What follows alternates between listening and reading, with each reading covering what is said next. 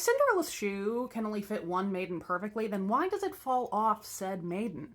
This is a great question. It's a question that has no true answer, at least not in the folklore versions. There may be a Cinderella book or movie or TV adaptation that interprets its own answer, but I'm theorizing based on the lore. I'm Liz, and this is Oops, All Cinderellas, a series where I pull apart Cinderella fairy tales into tiny, tiny shreds, splitting hairs upon hairs, people. So one very simplified answer could be that the shoe is inherently magical, and this likely contributes to its journey from Cinderella's foot to the prince's hand and back again. If you want to get more specific than magic, you need to look at the different versions of the tale because cultural context might give you more clues than simple plot points. For example, in the most famous version of Cinderella, Charles Perrault's with the glass slipper and the pumpkin coach, he states simply that Cindy was in such a hurry to leave the ball before midnight that her shoe fell off on her way out. But French fairy tales of this period frequently feature both fairy godmothers and prophetic fates. So when Cinderella's godmother crafts her those slippers, maybe the very intention of the slipper falling off was part of the magic. Maybe the slipper needed to stay behind so the prince could track her down later. Maybe that was part of some kind of prophetic thing with her birth. Again, this isn't stated in Perrault's text. It's just like a plot point I'm pulling from other French fairy tales of this period.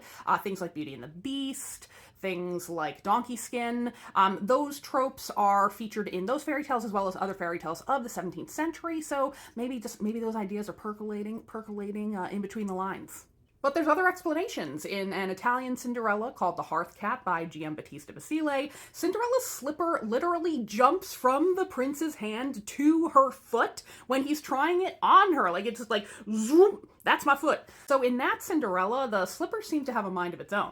Maybe it was acting as a matchmaker, jumping off her foot to catch the prince's attention until he found the correct owner again. In other versions of the tale, magic may not have anything to do with the slipper's fit.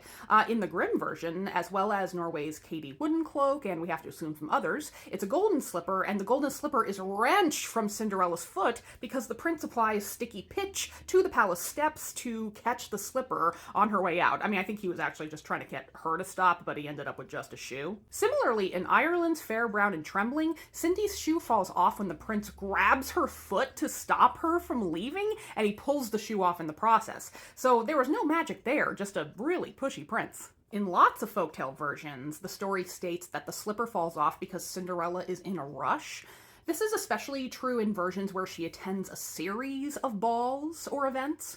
Often some kind of plot point comes up for the last ball, like the prince keeps her on the dance floor extra long, or maybe Cinderella's trying to finish up some chores before, or beat her stepsisters home after, so she's hurrying, and in those cases, maybe Cindy didn't really get her foot laced up tightly, or she tripped or what have you, and that slipper goes rolling. In summary, the fairy tale answer is, it depends, and/or there's no answer, and isn't that the fun in it?